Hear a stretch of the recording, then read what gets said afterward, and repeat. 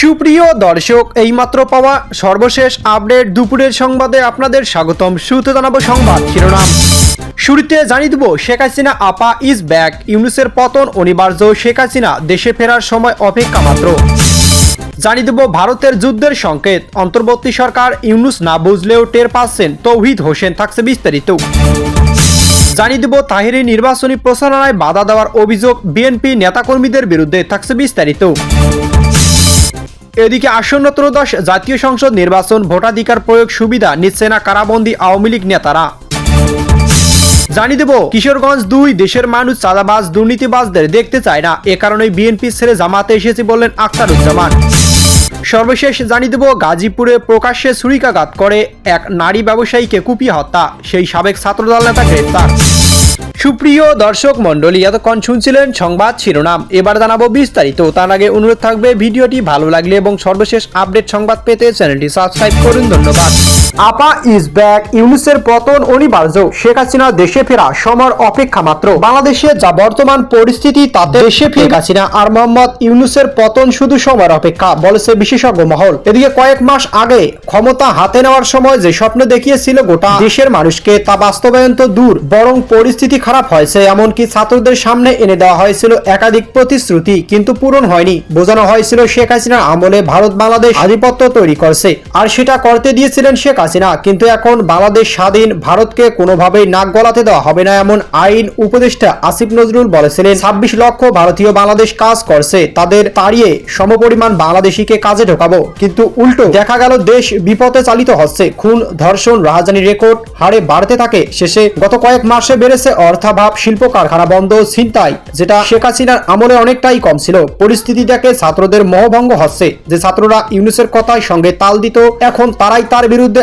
আন্দোলনে সংগঠিত হয়েছে। তারাই এখন বলেছে আমরা শেখ হাসিনার দেশ থেকে তাড়িয়েছি, এবার আমরাই তাকে ফিরিয়ে আনবো। এমনকি ইউনূস সরকারের বিরুদ্ধে সোশ্যাল মিডিয়ায় সমালোচনা করলেই তার বাড়িতে ইউনূস বাহিনী পৌঁছে যাচ্ছে। প্রকৃত সাংবাদিকদের মুখ বন্ধ চেষ্টা চালাচ্ছে গোপালগঞ্জে। গোটা বিশ্ব দেখেছে কিভাবে ইউনূসের ক্যাডার বাহিনী বেপরোয়া হয়ে উঠেছে। তার উপর বিমান দুর্ঘটনা, পরীক্ষা স্থগিত না করাকে কেন্দ্র করে সচিবালয়ের ভেতর আন্দোলনরত পড়ুয়াদের উপর লাঠিচার্জ ঘিরে ক্ষিপ্ত হয়ে উঠেছে ছাত্ররা। এখন তারা তাদের বিক্ষোভের ঝাঁজ আরো জোরালো করছে।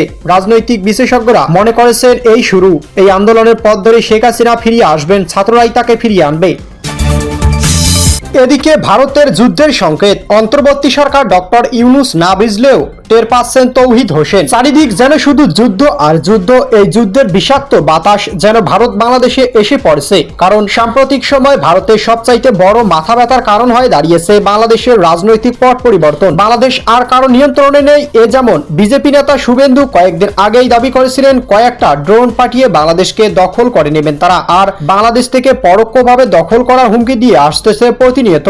যদিও এগুলোকে রাজনৈতিক বক্তব্য বলি উড়িয়ে দেওয়া যায়, কিন্তু আসলে যদি ভারত এমনটা করার চিন্তা করে থাকে, তাহলে কি পরিস্থিতি দাঁড়াবে? বাংলাদেশ কি পারবে পৃথিবীর চতুর্থতম ভারতের মতো সামরিক দানবের মুখোমুখি হতে, নাকি ভারত বাংলাদেশকে আক্রমণ করলে বিভক্ত হয়ে যাবে, আলাদা হয়ে যেতে পারে সেভেন সিস্টার্স? ভারতীয় সেনাবাহিনীর সংখ্যা প্রায় 13 লাখ, যা চীনের পর পৃথিবীর দ্বিতীয় সর্বোচ্চ সৈন্যের অধিকারী দেশ। তবে ভারতের সেনাবাহিনী একটা বড় অংশ তাদের অভ্যন্তরীণ নিরাপত্তায় নিয়োজিত আছে। কাশ্মীর, মধ্যপ্রদেশ বা পূর্বাঞ্চলের 7টি রাজ্যে, যাদেরকে আমরা সেভেন সিস্টার হিসেবে জানি, সেখানকার বিদ্রোহীদের দমন করতে ভারত সেনাবাহিনী একটা বিশাল অংশ সেখানে নিয়োজিত আছে, আর তাদেরকে সেখানে থাকতে হবে। তা না হলে সেভেন সিস্টার সহ আরো বেশ কিছু রাজ্য বিভক্ত হয়ে যেতে পারে বলে প্রবল সম্ভাবনা আছে। এদিকে ভারতে 2 লাখ সৈন্য দিয়ে বাংলাদেশকে দখল করে নেওয়া সম্ভব নয়, কারণ বাংলাদেশ সেনাবাহিনীর সংখ্যাও একেবারে কম না। আর তাই বলা যায় এই পরিস্থিতিতে ভারতীয় সেনাবাহিনীর জন্য বাংলাদেশকে আক্রমণ করা অসম্ভব হয়ে দাঁড়াবে। এদিকে গোপন সংবাদের ভিত্তিতে জানা যায় ভারতের জন্য রয়েছে অশনি সংকেত, কারণ বাংলাদেশের সাথে যুদ্ধ ব্যস্ত থাকলে চীন এবং পাকিস্তান অবশ্যই ভারতের মানচিত্রে আক্রমণ করতে দ্বিধাবোধ করবে না। আর সেভেন সিস্টার্স আলাদা হওয়ার জন্য তাদের নিরস্ত্র আন্দোলনকে হয়তো সশস্ত্র আন্দোলনে পরিণত করা হতে পারে। তাই বিজেপি নেতাদের এসব হুমকিতেও বাংলাদেশের জনগণ তোয়াক্কা না করে। তারা মনে করছে 71-এ তারা দেখিয়ে দিয়েছিলেন কিভাবে পরাশক্তির বিরুদ্ধে যুদ্ধ করে বিজয় ছিনিয়ে আনতে হয়।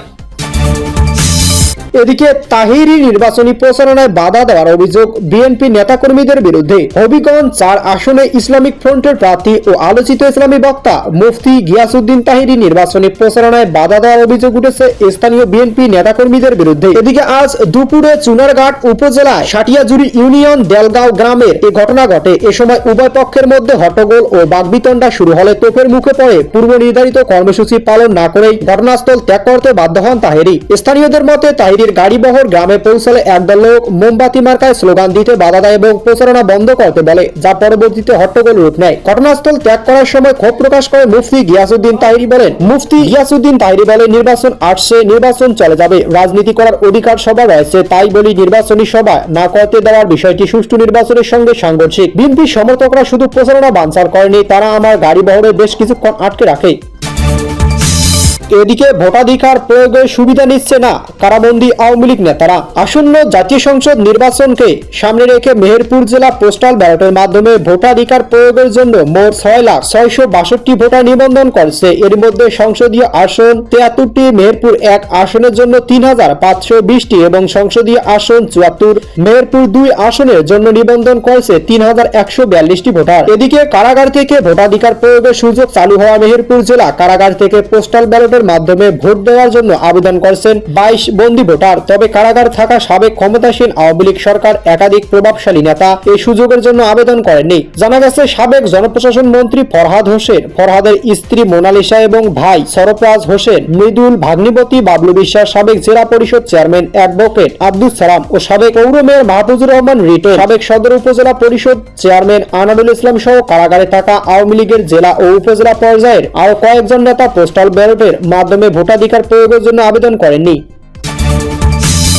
দেশের মানুষ চাঁদাবাজ ও দুর্নীতিবাজদের দেখতে চায় না, এ কারণেই বিএনপি ছেড়ে জামাতে এসেছি বললেন আখতারুজ্জামান। কিশোরগঞ্জ 2 কদিয়াদি পাকুন্দিয়া আসনের সাবেক সংসদ সদস্য ও বীর মুক্তিযোদ্ধা মেজর অবসরপ্রাপ্ত আখতারুজ্জামান রঞ্জন বলেছেন, দেশের মানুষ আর চাঁদাবাজ, দখলবাজ ও দুর্নীতিবাজ দেখতে চায় না। দীর্ঘ 40 বছরের রাজনৈতিক সম্পর্ক ছিন্ন করে জামাতে ইসলামীতে যোগদানের প্রেক্ষাপট তুলে ধরে তিনি বলেন, আমি সত্য, ন্যায় ও ইনসাফের পক্ষে থাকতে চাই। সারা দেশে এখন পরিবর্তনের হাওয়া বইছে। এদিকে আজ কিশোরগঞ্জে পাকুন্দিয়ায় গণমিছিলের পূর্বে সমাবেশে বক্তব্য দিতে গিয়ে তিনি এসব কথা বলেন। সদ্য জামাতে যোগ দেওয়া বীর মুক্তিযোদ্ধা মেজর অবসরপ্রাপ্ত আখতারুজ্জামান রঞ্জন। বীর মুক্তিযোদ্ধা অবসরপ্রাপ্ত আখতারুজ্জামান রঞ্জন বলেন, পাকুন্দিয়ার মানুষ সারা দেশের মানুষকে দেখিয়ে দেবে বাংলাদেশের মানুষ চাঁদাবাজ, ধান্দাবাজ, দখলবাজ, দুর্নীতিবাজ, সন্ত্রাসী, টেন্ডারবাজ ও বালু খেকোদের দেখতে আর চায় না। এ কারণেই আমি আমার 40 বছরের দল ছেড়ে আপনাদের জামাতে ইসলামের কাছে এসেছি। সেখানে বিএনপিতে এমন অবস্থা দেখেছি, আমাকে শুদ্ধা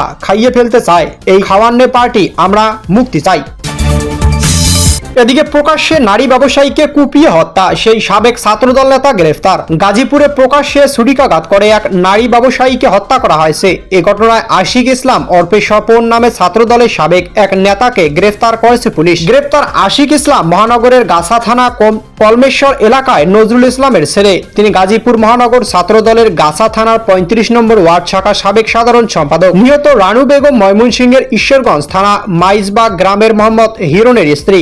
গাজীপুর মহানগর পশ্চিম কলমেশ্বর এলাকায় ভাড়া থাকতেন তিনি। ওই এলাকার দুলাল মার্কেটে রানী ফ্যাশন গ্যালারি নামে এক কাপড়ের দোকানে চালাতেন তিনি। পুলিশ ও স্থানীয় সূত্রে জানা গেছে, রানু বেগম কাপড়ের ব্যবসার সঙ্গে দীর্ঘদিন ধরে এলাকায় সুদের ব্যবসাও করতেন। সুদের পাওনা টাকা নিয়ে ওই এলাকায় মুদির দোকানি নজরুল ইসলাম ও তার ছেলে আশিক ইসলামের সঙ্গে রানু বিরোধ চলছিল। ওই বিরোধের জের ধরে আজ সকাল 8টার দিকে আশিকের বাবা নজরুল ইসলামকে গালাগাল শুরু করেন রানী বেগম। বিষয়টি জানতে পেরে আশিক ক্ষিপ্ত হয়ে ধারালো ছুরি দিয়ে রানু বেগমের উপর হামলা করেন। এ সময় রানু বেগমকে এলোপাতাড়ি ছুরিকাঘাত করা হয়। রানুকে বাঁচাতে তার ছেলে হৃদয় মিয়া ও ওসমান হোসেন এগিয়ে গেলে তাদেরকেও ছুরিকাঘাত করে আশিক পালিয়ে যান। পরে স্থানীয় লোকজন গুরুতর আহত অবস্থায় তাকে উদ্ধার করে গাজীপুরের শহীদ তাজউদ্দিন আহমেদ মেডিকেল কলেজ হাসপাতালে ভর্তি করেন। হাসপাতাল চিকিৎসাধীন অবস্থায় রানু বেগম মারা যান।